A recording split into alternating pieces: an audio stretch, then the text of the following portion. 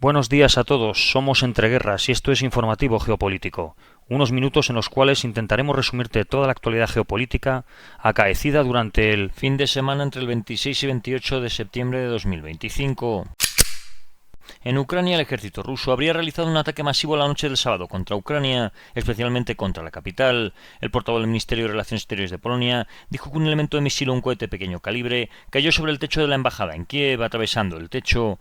El ejército ruso ha lanzado 48 misiles y casi 600 drones durante la pasada noche contra Ucrania. Sobre el terreno, diversos informes indican que las fuerzas rusas habrían caído en al menos 3 cercos en el frente de Pokrovsk. Las fuerzas armadas ucranianas habrían logrado cortar las rutas de retirada rusas, lo que estaría generando bajas importantes con la ayuda de los drones. El GUR ucraniano ha anunciado un ataque con una carga explosiva dirigido contra un camión con el que supuestamente viajaban operadores de drones del ejército ruso en la localidad de Melitopol, en la Zaporizhia ocupada. Durante la tarde del domingo se han producido cortes de internet y electricidad en Belgorod tras el ataque ucraniano mediante un IMAR sobre una subestación eléctrica de una estación térmica.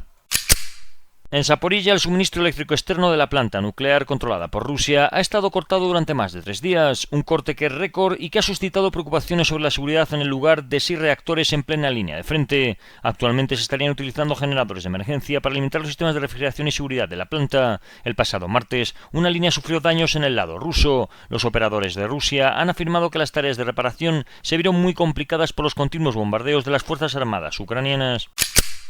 Sergei Lavrov declaró ante la Asamblea General de las Naciones Unidas que Rusia estaría dispuesta a entablar negociaciones para abordar las causas del conflicto en Ucrania, pero ha advertido que considerar un retorno a las fronteras de 2022 sería ceguera política. El ministro exterior ruso afirmó también que Moscú nunca dirige drones o misiles contra estados de la Unión Europea o de la OTAN y ha acusado a Europa de someter su diplomacia a Washington. Además, ha alertado de que algunos países europeos se están preparando para una guerra contra Rusia y ha lanzado una advertencia: si la OTAN intenta derribar objetos en espacio aéreo ruso, lo lamentarán seriamente.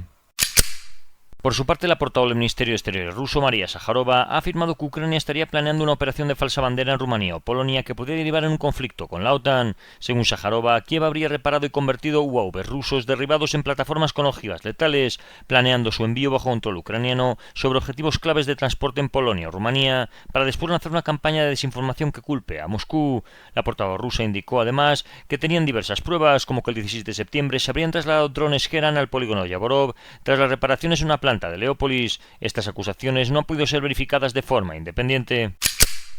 El presidente Volodymyr Zelensky declaró a través de un post en X el 26 de septiembre que drones de reconocimiento probablemente pertenecientes a Hungría habrían violado el espacio aéreo de Ucrania a lo largo de la frontera, aparentemente realizando reconocimientos de la infraestructura industrial del país. Ordenó recopilar información y elaborar informes urgentes sobre cada incidente.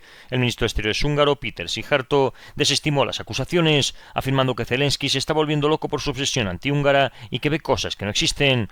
En respuesta, el canciller ucraniano Andriy Sybiha acusó al gobierno de Hungría de actuar como un lacayo del Kremlin y de trabajar abiertamente contra Ucrania y Europa.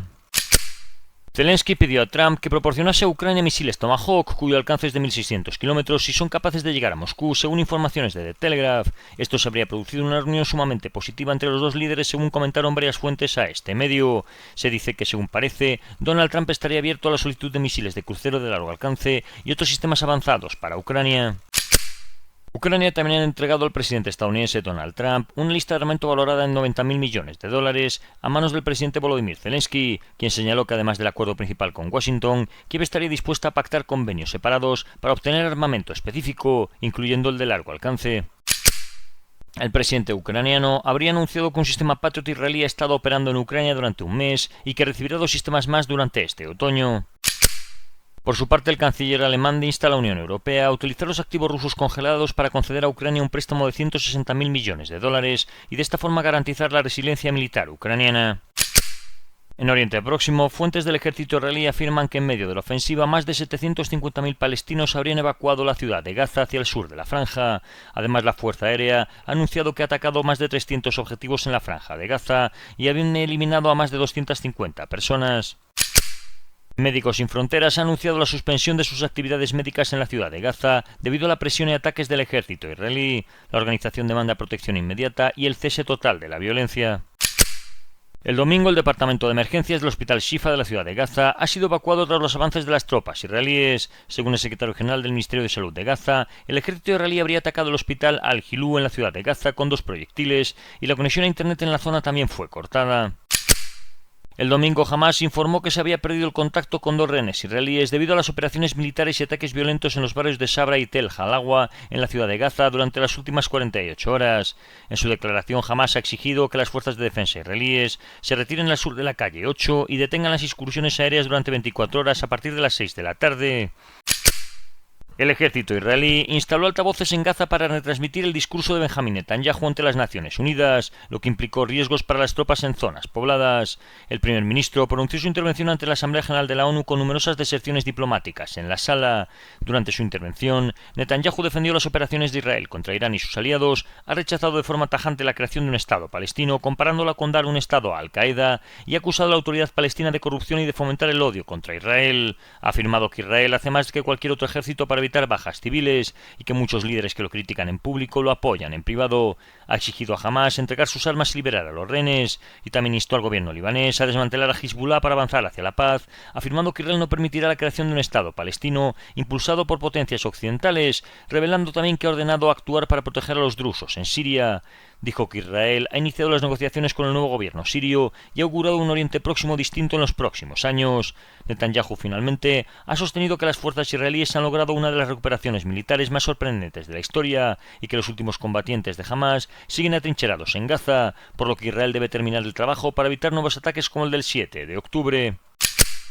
Donald Trump anunció el viernes que se ha alcanzado un acuerdo preliminar sobre Gaza que permitiría la liberación de rehenes, el fin de la guerra y el restablecimiento de la paz. Sin embargo, diversos medios israelíes han informado que el plan impulsado por Washington implicaría concesiones dolorosas y significativas para Israel, incluso en contra de decisiones recientes de su gabinete. El domingo, la cadena israelí Kan ha señalado que persisten discrepancias entre Netanyahu y la Casa Blanca. El primer ministro habría propuesto garantizar un paso seguro a los líderes de Hamas si liberan a todos los rehenes y cesan el conflicto, pero mantiene su rechazo a que la autoridad palestina administre Gaza tras la guerra.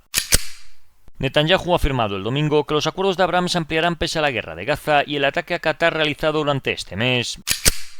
El viernes, horas después de que Donald Trump dijese que no permitiría que Israel anexionase Cisjordania, el jefe del Consejo Regional de Samaria, norte de Cisjordania, llamó a Netanyahu a desafiar a Washington y anexarse el territorio palestino. También en Cisjordania el domingo se habría producido un atropello mortal por parte de un palestino sobre un soldado de las fuerzas de defensa israelíes. El soldado habría fallecido y el palestino habría muerto por disparos de las fuerzas israelíes. En el Líbano, miles de personas se habrían concentrado el sábado en Beirut para conmemorar el primer aniversario de la muerte del líder de Hezbollah, Hassan Nasrallah.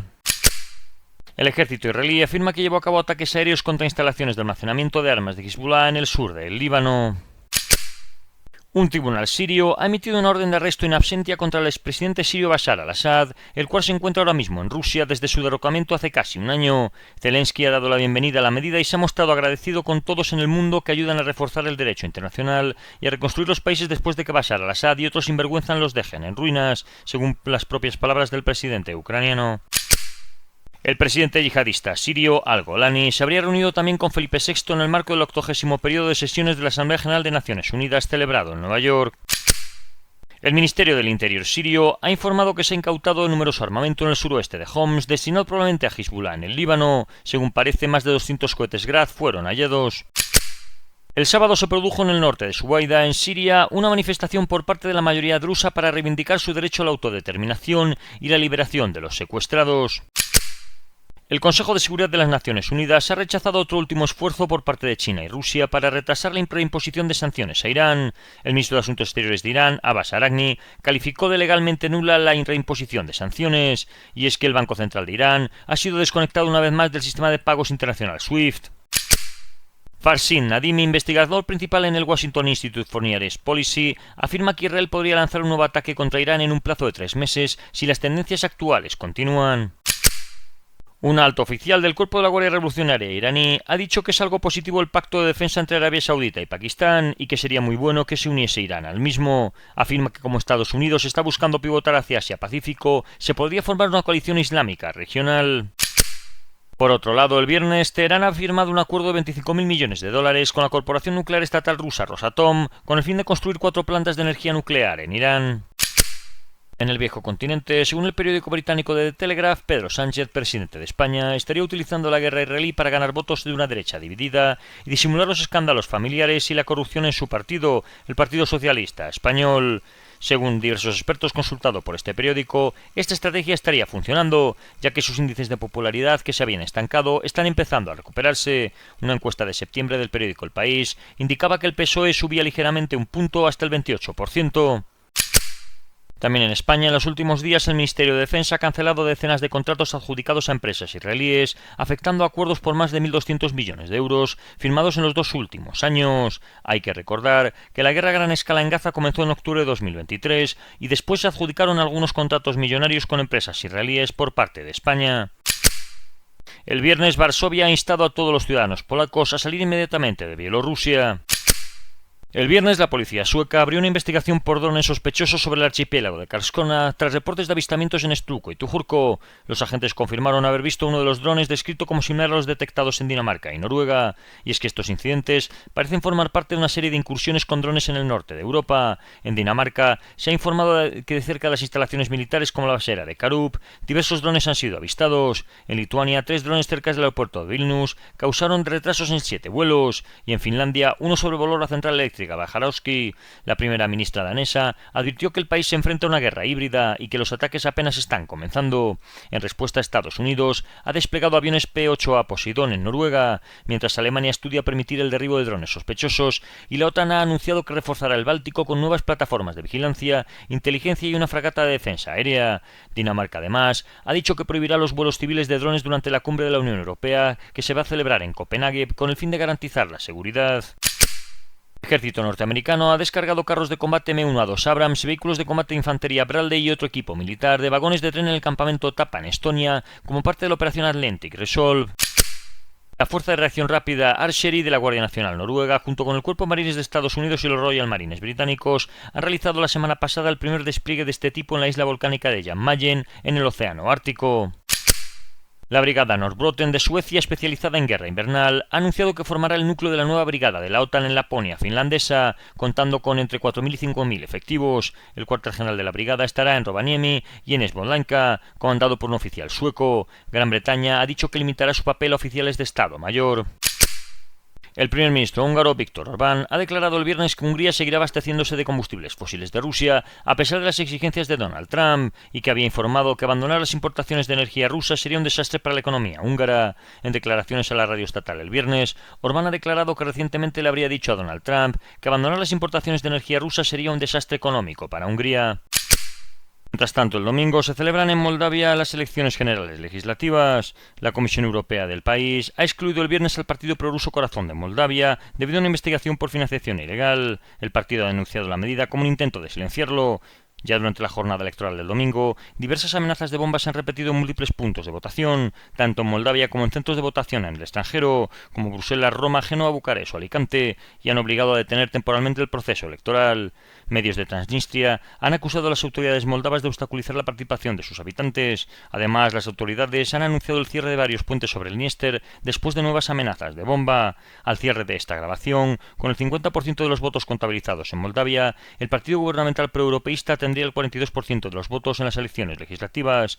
No obstante, aún quedarían por contabilizar todos los votos provenientes del exterior. En Rusia, el portavoz del Kremlin, Dmitry Peskov, ha dicho que las declaraciones de los países occidentales sobre la necesidad de derribar aviones rusos son irresponsables y muy peligrosas.